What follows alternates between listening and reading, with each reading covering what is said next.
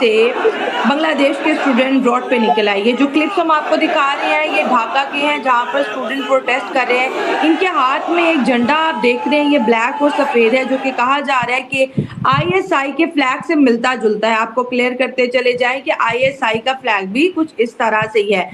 अब ये सारे का सारा अगर इंडिया के मैं लेंस से ये सोचूं कि क्या हो रहा है, इंडियंस को पता है सारी बात है इस सारी चीज का कि ये हमारे लिए किया जा रहा है, हमारा इन्फ्लुएंस कम करने के लिए किया जा रहा है, लेकिन अब है क्या? I think the Indian strategy for Bangladesh is wait and watch, pause and think, relax करो, कोई टेंशन नहीं, कोई दौड़ ना लाओ। उन्होंने कहा किधर जाएंगे, ये थक जाएंगे सर।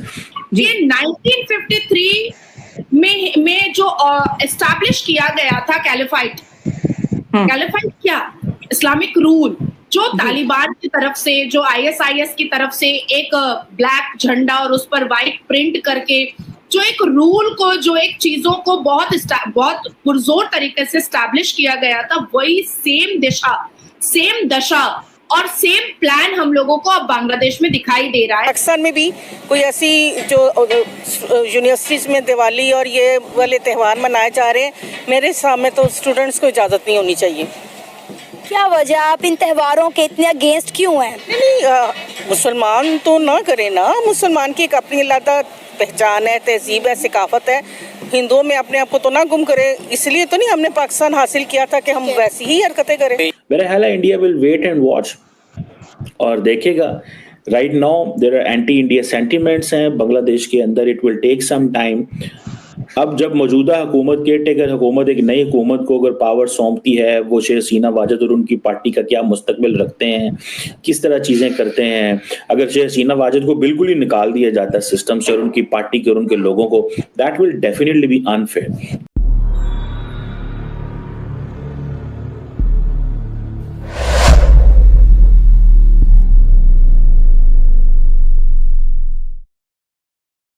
दूसरी जानिब हम ये भी देख रहे हैं कि बीएसएफ जो कि इंडिया की बॉर्डर सिक्योरिटी फोर्स है, वो भी बॉर्डर पे अलर्ट है और बहुत बड़ी तादाद में हिंदुओं को रोका जा रहा है कि वो बॉर्डर क्रॉस करके इंडिया में ना आए। तो कहीं ना कहीं पे दो बड़ी सिचुएशन है जिसको इस वक्त इंडिया जो है वो टैकल तो कर रहा है, लेकिन ऑफिशियली इसका कोई रिकॉर्ड मौजूद नहीं है। क्यों? किसने कहा कि ऑफिशियली रिकॉर्ड मौजूद नहीं है? 12 अक्टूबर 2024 सुबह में 10:13 या 14 मिनट में ministry of external affair government of Bharat से एक गैजेट इशू हुआ है, जिसमें ये बताया गया है कि जिस तरीके से दुर्गा पूजा की और दुर्गा माँ की प्रतिमा से मुकुट चोरी हुआ बांग्लादेश में, जिस हिसाब से दुर्गा पूजा पंडाल पर आक्रमण किया गया, जिस हिसाब से दुर्गा पूजा पंडाल को तोड़ा और वैंडलाइज किया गया, जिस हिसाब से दुर्गा पूजा को रोका गया कि जब 5 वक्त अजान होगी उस वक्त दुर्गा पूजा पंडाल में किसी भी तरीके के कोई मंत्र नहीं पढ़े जाएंगे। इस अप्रोप्रिएटली ऑफिशियल गैजेट इशू हुआ है और हमारे भारत के प्रधानमंत्री ने खुद इस बारे में बात कही है कि जिस हिसाब से काली माँ की प्रतिमा से मुकुट चोरी किया गया है, इसको भारत भूलेगा नहीं। जिस हिसाब से दुर्गा पूजा पंडाल को वैंडलाइज किया गया है, इसको भारत भूलेगा नहीं। जिस हिसाब से हिंदुओं को मारा गया है, भारत भूलेगा नहीं। जिस हिसाब से हिंदू बेटियों का बलात्कार किया गया है, भारत भूलेगा नहीं। जिस हिसाब से हिजबुल तहरीक को प्रोवोकेशन मोहम्मद यूनुस साहब के नेतृत्व में दिया जा रहा है और जमाते इस्लामी के जितने भी टेरर ग्रुप के टीम थे उनको जेल से छोड़ा जा रहा है, इसको भी भारत भूलेगा नहीं और इस पर स्ट्रिक्ट एक्शन लिया जाएगा। अब बात यहाँ पर आती है कि मोहम्मद यूनुस साहब जब यूएस जाते हैं तो वहां पर लोग उनको पेपर फेंक करके मारते हैं, उनको पेंसिल फेंक करके मारते हैं और उससे जवाब मांगते हैं। और मोहम्मद यूनुस साहब क्या करते हैं, अपना सड़ा हुआ मुंह छुपा करके वो सिक्योरिटी गार्ड के पिछाड़ में अपना मुंह छुपा लेते हैं और भाग जाते हैं और किसी भी लोग का या किसी भी न्यूज का या किसी भी मीडिया का वो सामना नहीं करते हैं, क्योंकि उनको पता है कि वो टेरर ग्रुप को सिर्फ आजादी नहीं दे रहे हैं बल्कि वो टेरर ग्रुप को आजाद कर रहे हैं बांग्लादेश को पाकिस्तान 2.0 बनाने का। आपने कहा कि पाकिस्तान से बांग्लादेश के बहुत अच्छे रिश्ते होते हुए दिखाई दे रहे हैं, तो कुत्ता कुत्ते के झुंड में ही रहता है ना, शेर के झुंड में तो रह नहीं सकता।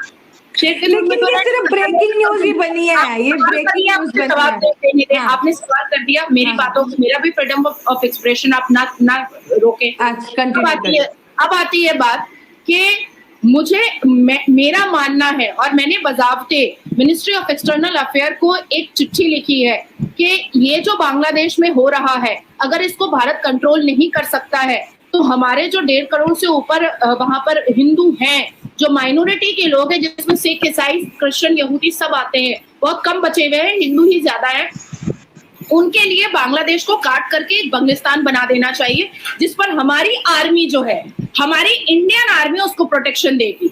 हमारी इंडियन आर्मी को प्रोटेक्शन देने की जरूरत है। देखिए, पाकिस्तान बर्बाद हो चुका, पाकिस्तान पहले पगलिस्तान बना, अब कब्रिस्तान बनने की जगह पर आ चुका है। कौन क्या कर सक रहा है? धीरे धीरे 56 मुस्लिम मुल्कों ने आपसे दूरी इख्तियार कर ली, धीरे धीरे मिडिल ईस्ट ने, यूएई ने आपसे दूरी इख्तियार कर ली। डच से लेकर के, अमेरिका से लेकर के, फ्रांस से लेकर के, इंडोनेशिया से लेकर के, हर जगह, भारत से लेकर के हर जगह, इवन मुस्लिम कंट्रीज जो है उन्होंने भी आपको पहले फंडिंग किया, आपसे पहले आपको बेहतर करने की कोशिश की पाकिस्तान को, लेकिन क्या किया लास्ट में कि भाई ये नहीं सुधरेगा, हम इससे स्पेस मेंटेन कर लेते हैं, that will be best decision. तो उसी तरीके से हम कोशिश कर रहे हैं, और पूरी दुनिया, इवन यूएन कोशिश कर रहा है, क्योंकि यूएन की एक टीम भी गई थी बांग्लादेश में, पूरा सर्च करके आई, यूएन में पूरा एक फाइल सबमिट हुआ है, और उस फाइल से ये पता चलता है यूएन मिस्टर प्रेसिडेंट को और लेडी प्रेसिडेंट को कि भाई बांग्लादेश में पिछले 2 महीने में हिंदुओं का सर तन से जुदा हुआ है, मंदिरें तोड़ी गई हैं और इंटेंशनली तोड़ी गई हैं। अब यूएन भी इंटरवीन कर चुका है, अमेरिका भी इंटरवीन कर चुका है, भारत भी धीरे धीरे चेतावनी दे रहा है, भारत भी धीरे धीरे कंट्रोल करने की कोशिश कर रहा है। पर पहले तो जमाते इस्लामी को लेकर के खेल रहे थे मोहम्मद यूनुस साहब, अब वो हिजबुल तहरीक को लेकर के खेल रहे हैं मोहम्मद यूनुस साहब। तो मोहम्मद यूनुस साहब ने अपने इंटेंशन को क्लियर कर दिया, उन्होंने अपने इंटेंशन को क्लियर कर दिया। उन्होंने कह दिया है कि भाई यूएन इंटरवीन करे, अमेरिका इंटरवीन करे, मुस्लिम मुल्क मेरे को समझाए, भारत मेरे को चेतावनी दे, हम नहीं मानेंगे। ये मोहम्मद यूनुस साहब ने कल जो हुआ है उसके बाद उन्होंने एकदम क्लियर, क्रिस्टल क्लियर कर दिया। अब क्या करना है भाई? अब पाकिस्तान की तरह इसको भी छोड़ देना है, और छोड़ करके जो हिंदू बचे हुए हैं, जो आ सकते हैं, उनको सिटीजनशिप अमेंडमेंट एक्ट के द्वारा उनको नागरिकता भारत में दी जाएगी। अब 1.5 करोड़ से ज्यादा हिंदुस्तान नहीं आ सकते, और आना भी नहीं चाहिए। तो उससे क्या एक साबित होता है कि वो डर गए हैं। तो मुझे ऐसा लगता है, और मैंने चिट्ठी भी भेजी है, हमारे राष्ट्रपति को भी भेजा है मैंने, हमारे प्रधानमंत्री को भी मैंने भेजा है, अपने लेटर हेड पे भेजा है मैंने, मिनिस्ट्री ऑफ एक्सटर्नल अफेयर को भी भेजा है मैंने, अपने लेटर हेड पे भेजा है कि आप बांग्लादेश को काट करके बंगलिस्तान बनाएं, और उसमें हिंदुओं के लिए जो आर्मी कूप है, जो इंडियन आर्मी है, वो कूप करे और वो उसको protection they. That will be best decision. ये होगा भारत की तरफ से सही डिसीजन। अब आती है बात आप कि देखिए, मुसलमान कहाँ खुश है? क्या लेबनान में खुश है? वो तो इस्लामिक देश है। क्या पाकिस्तान में खुश है? वो तो इस्लामिक देश है। क्या तालिबान में खुश है? वो तो इस्लामिक देश है। क्या अफगान में खुश है? वो तो इस्लामिक देश है। क्या हमास में खुश है? वो तो इस्लामिक देश है। क्या फलस्तीन में खुश है? वो तो इस्लामिक देश है। क्या ईरान में खुश है मुसलमान? वो तो इस्लामिक देश है। आलम ये आ चुका है शैला कि ईरान जो है, ईरान में 40,000 से ऊपर मस्जिदों में ताला लग चुका है।